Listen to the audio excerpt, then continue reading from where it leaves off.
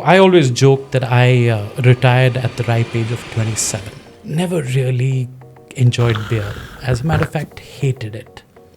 Really? What the hell is wrong with you? Who drinks beer? Nobody wants to drink beer. I took a sip and the reaction was, this is an effing good beer. We spent 2.5 months just literally drinking and making beer. First brew pub opening in Koregaon Park, Pune, because it's home. Hospitality, on the other hand, is probably the world's most difficult business. Nothing about the hospitality business, and I say nothing, can be automated. How many F&B units am I running? I'm running 14 today. We cannot talk openly about alcohol. People like Vijay Mallya himself for sure has done wonders. You guys are at 50 crore plus turnover? This year we should be doing 70 plus. Am I doing this for this much money? Whoever really wants to drink beer is coming to us. And we've been at it now for 11 years.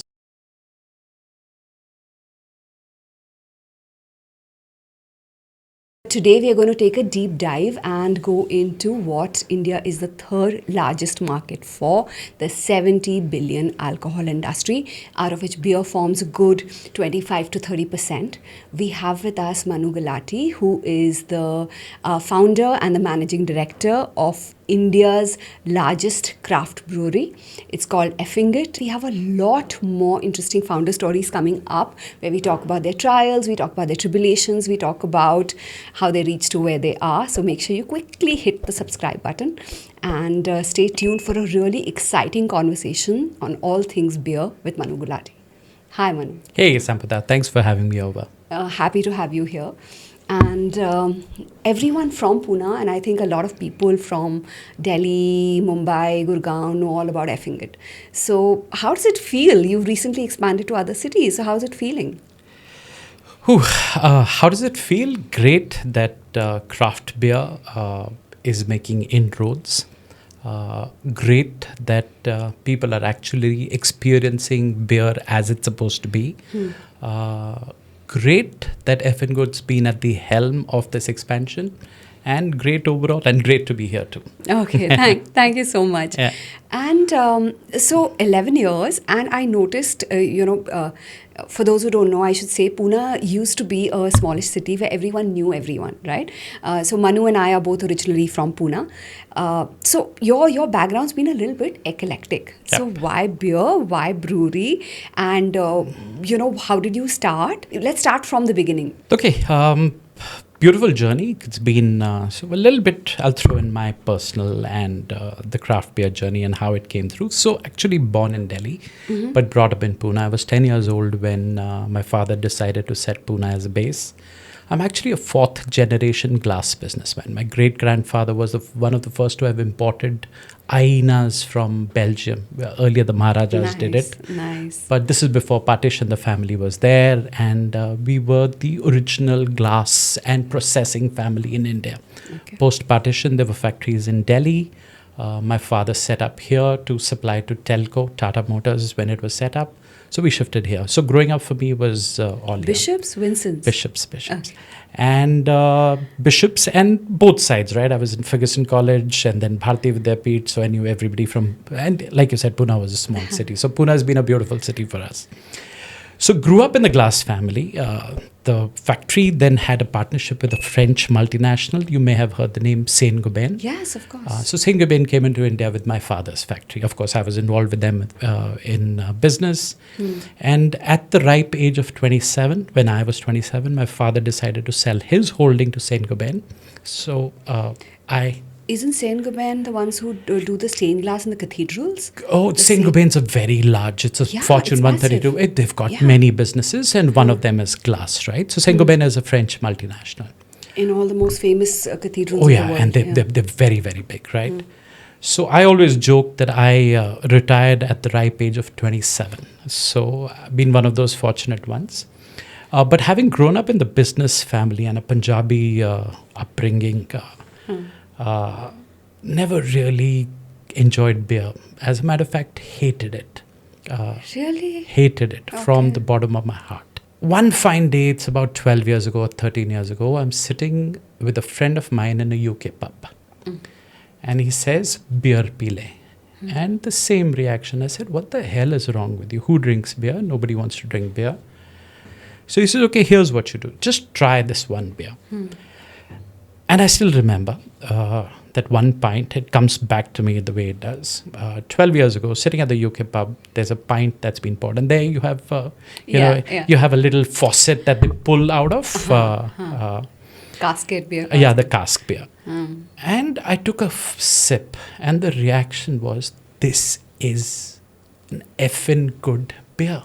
And that was the revelation. And there it was set in my mind that the effing good beer must come to India.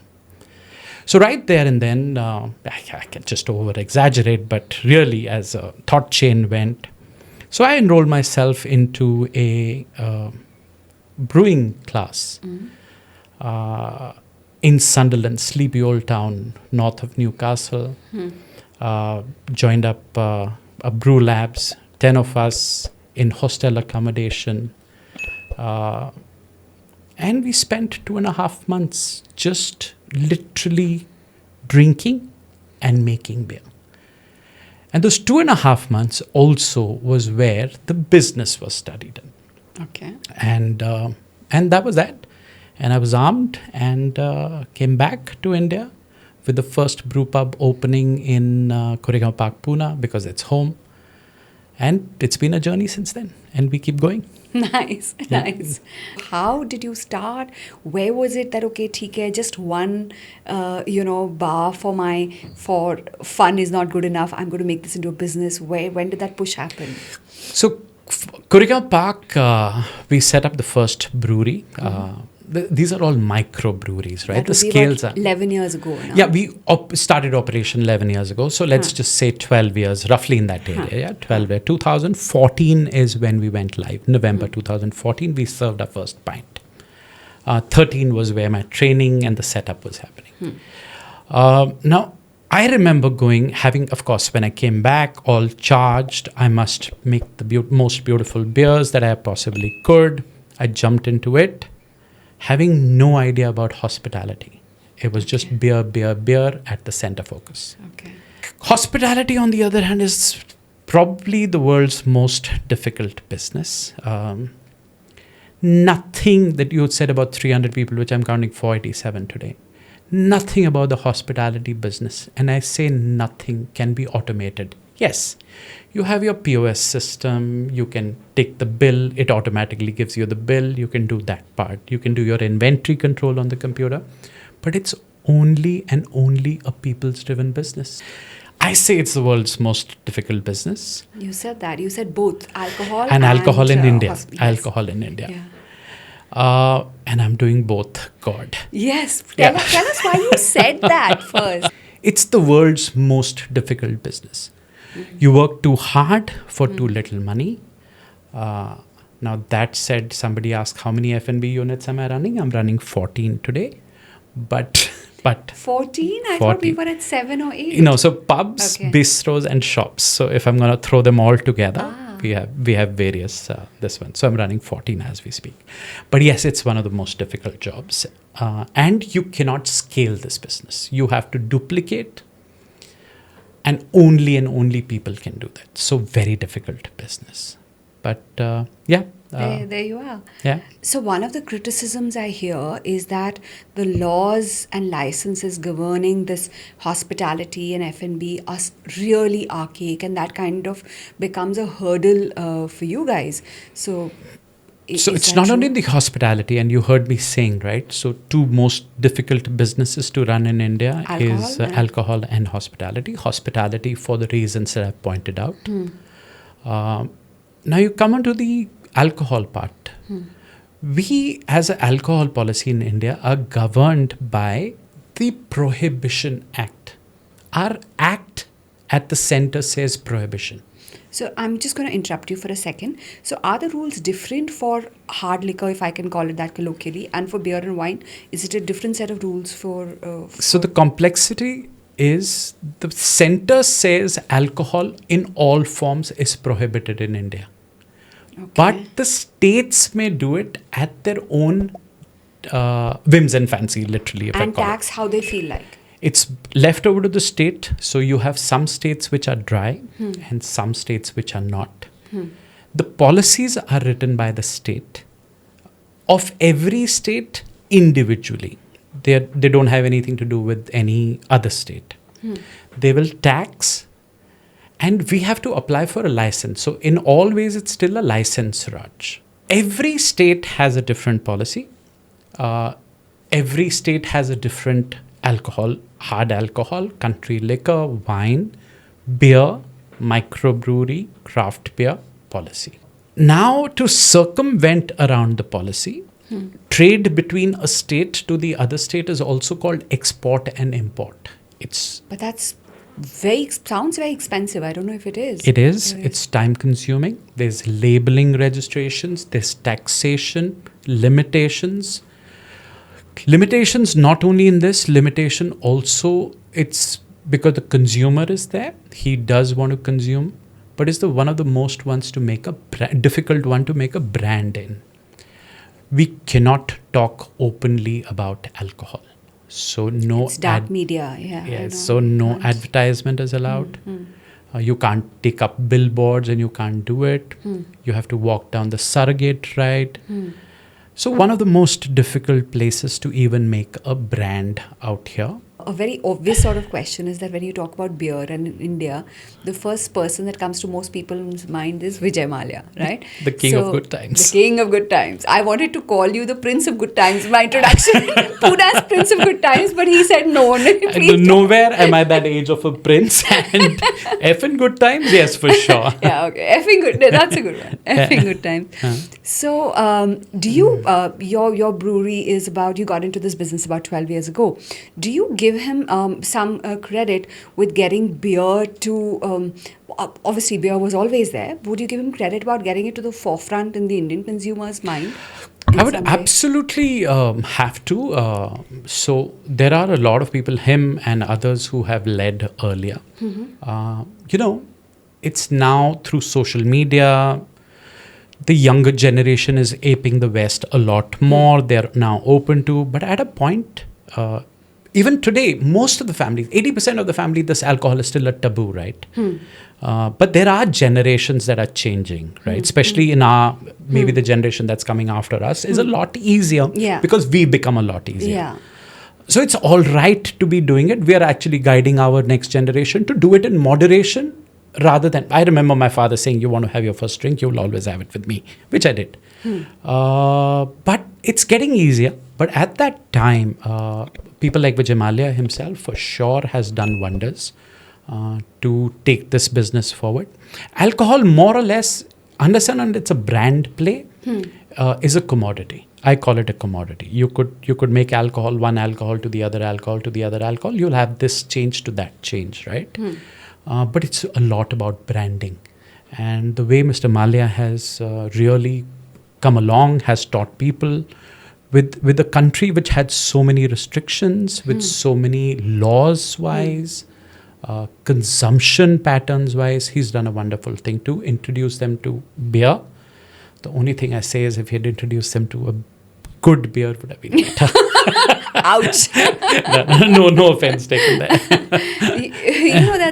That seems a complete irony, which India is full of, right? We are the third largest market for alcohol, as I mentioned in my introduction, a $70 billion market, which you said loosely, I'm correct. Yeah, roughly. Yeah. So in spite of that, you have all these things, and to make it as difficult as possible for the person to operate in that space, it just seems like a quandary, the whole. So it really is, because the government's also stuck, right? So it is very heavily dependent on the taxation, because the states now are getting direct taxation only from alcohol, the excise, the VAT that they charge. So it's a huge cash cow for them. It's a cash cow for them.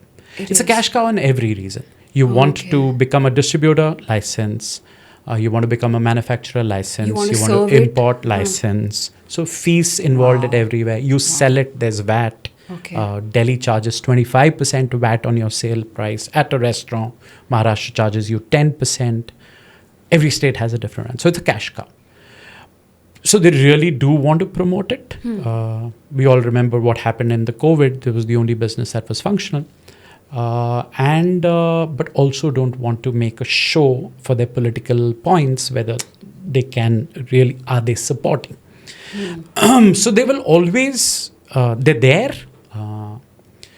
A lot of states are very progressive now. So here's what's happening, and that's where Effingut and craft beer is really succeeding in, that they're recognizing casual drinking as a hobby, because that doesn't really, because people that, it's expensive not compared to any other drinking part.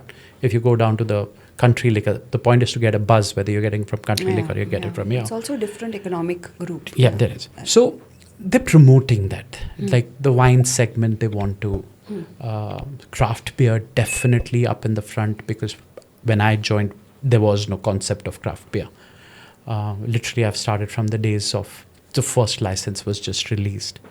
I've seen more states getting progressive, but they're supporting the more premium segments rather than the lower segments. But it's a necessary evil for them. They still have to do it. And a lot of states are recognizing what other states are doing, how they could do it, how they could make it better. But they're never consistent. Is that the word? Consistent, but they're never up in the forefront claiming that they have a great policy, because it reflects badly.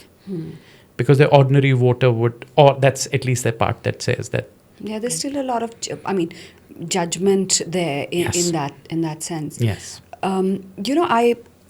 It's pretty, Effingut is a success story. Like I said, you guys are at 50 crore plus turnover. This year we should be doing 70 plus. Congratulations. Thank you so much. I want to ask you, what were some of the strategic decisions along the way? Like, for example, something as simple as food, right? I'm a food person.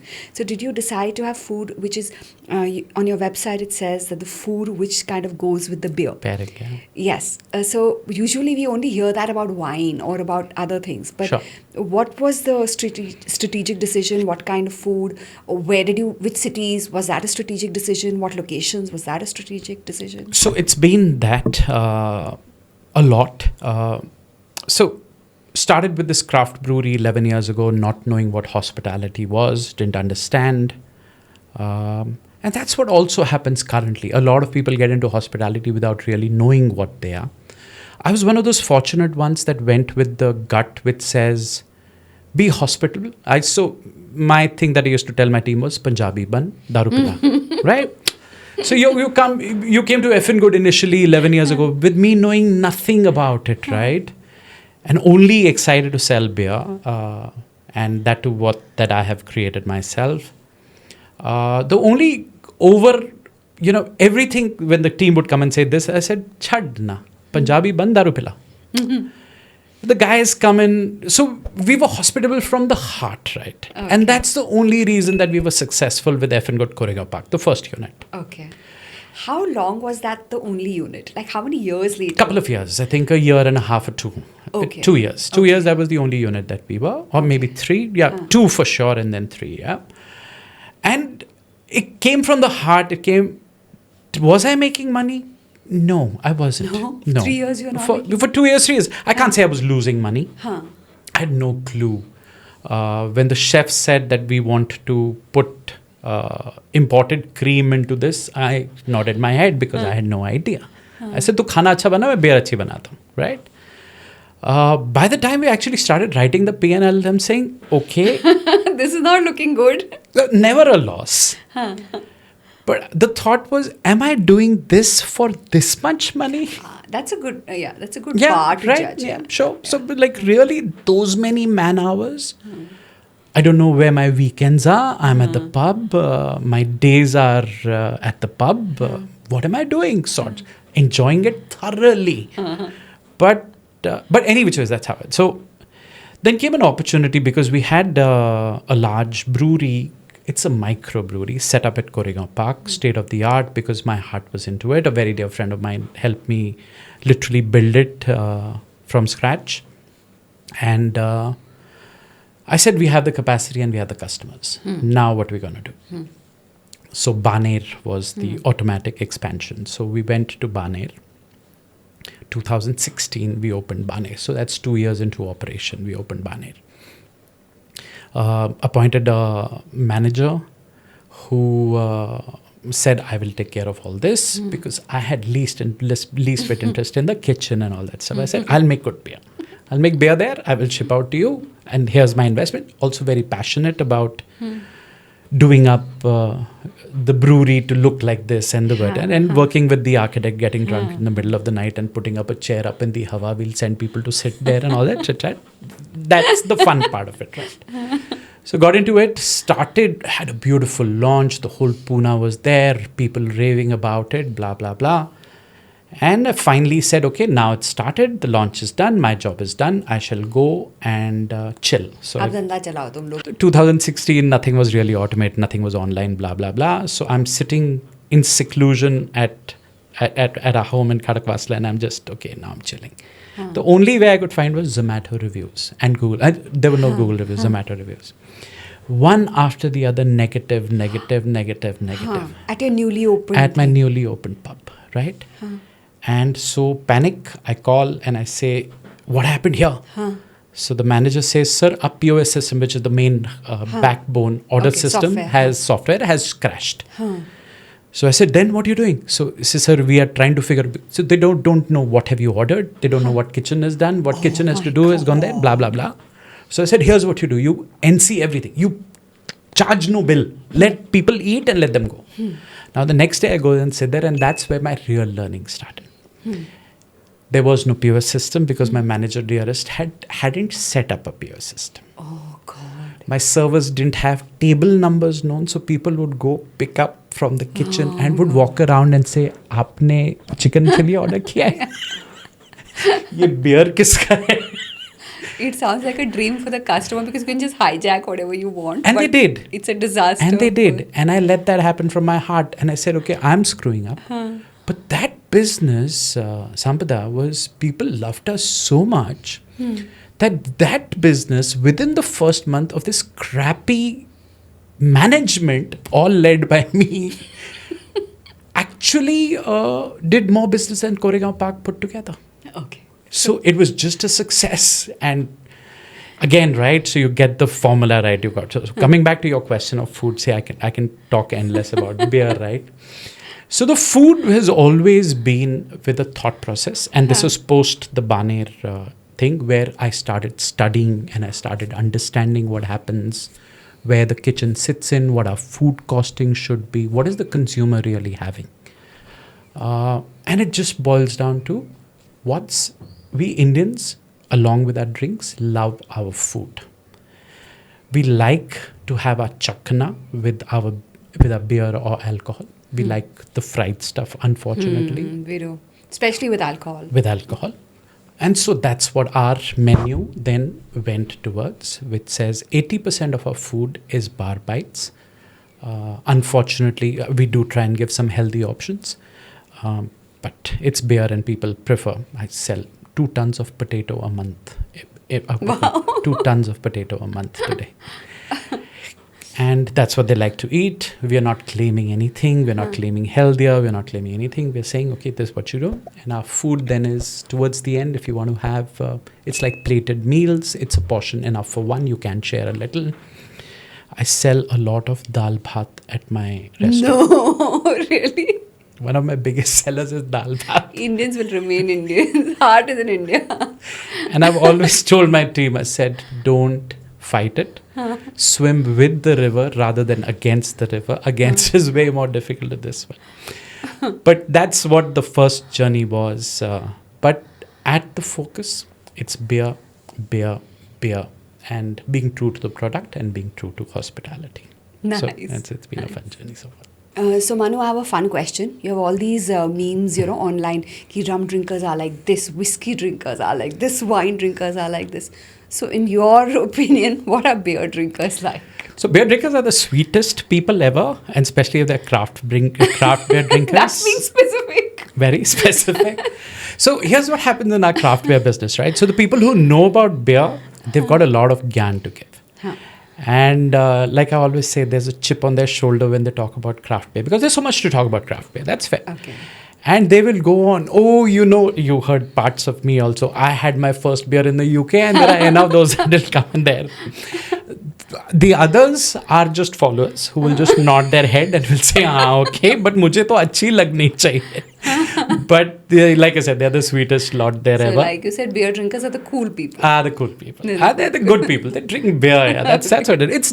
It's just for an evening casual. You and me could be drinking beer right now, right? So you don't really need an occasion for it. Yeah. Then another question I had is because I have other friends in hospitality as well, and you guys are in one of the professions where your personal and professional life often cannot be separated, especially in India, right? How do you deal across the world? There's across not the India, world? across Is the it? world. Is it? Yeah. Your business is on the weekends, and that's where the business is not going to happen on Monday. Business is not going to happen, right? Okay. Tuesday is very little, so you have a ramp up You there. kind of pick it up. All hospitality owners, same. they take their leaves and they get their rotational leaves on Monday and Tuesday. So I don't know what sort of a social life you're going to live on Monday because your children would have gone to school. I don't know what you're going to do unless you're holding them back. So your business is weekends. Your business is late in the night. Your maximum, especially at the pub culture or whatever, your business picks up only at 8 o'clock and you're there till 2 o'clock in the daytime. In the daytime, you're doing that. So you can say goodbye to your social life. For sure, you can say goodbye to your social life. Very difficult to balance it out. In my case, because we're now at that level where I can now step back. But yes, I've been through those horrible 5-6 years of my life where I've been on my toes. Even now when Gurgaon started, I'm spending the weekends there. But you need people, and it's just a very difficult one. So yes, you can say goodbye to your personal life if you're in the F&B business. So it's a tough industry. It has to come only from passion. The guys who really have it at heart, who can still smile at 2 a.m. in the morning, while you're exhausted because you've had the whole day that you've arranged for the service in the night, and then you've been on your toes and you've served the customers, and customers are not easy to serve, and you've served them at 2 o'clock in the morning. For you to have a life, it needs to come from the heart. So it has to be a passion project, but not without business sense, because it's the worst business in the world, because the maximum rate of failure in any business is from the hospitality industry. Brings me to my next question. Alcohol is an industry not everyone can afford to get into, but hospitality is a hugely popular industry, especially for first-time entrepreneurs, right? So what advice would you give them, irrespective of the scale? What do you feel they need to succeed? So the problem with this business is that, and there are many who have come to me asking for the same, right? I'm sure. My daughter, who's now 22, I tried really hard for her to not get into the business. Not get into the business, but she's taken a choice. And my other daughter too, at 25, she also joining me now. And I've tried really hard for them to not come to the business. But here's what happens. The problem with the business. It's a very aspiration-driven business. My mother makes the best dal makhani.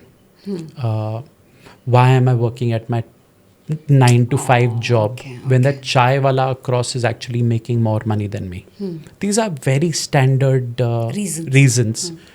I bought my whiskey bottle for 1,300 rupees. Here I'm paying 400 rupees a peg. How much is that restaurant wala or the pub wala making money? I will open my own restaurant. And that's the worst part of it. Like all businesses, this is a business. Your cost of goods are the lowest here, but your cost of services are huge. Cost of goods may be 25 to 30% because that's your food and your alcohol that's going. But your labor costs are 20%. Your rentals are 20%. Your admin and general are 20%. What you're taking home for a successful F&B business would be 15 to 20% of EBITDA. At the maximum, you're a successful one. Yes, there are those crazy one-off restaurants that do business of 3 crores a month, 5 crores a month. But that's just 1 in a million that survive. So my advice really is, don't get ruffled. Market study. What is your USP? You got to know. मैं pizza बेच दूंगा. But is that your specialty? मैं दाल चावल बना लूँगा. Is that your specialty?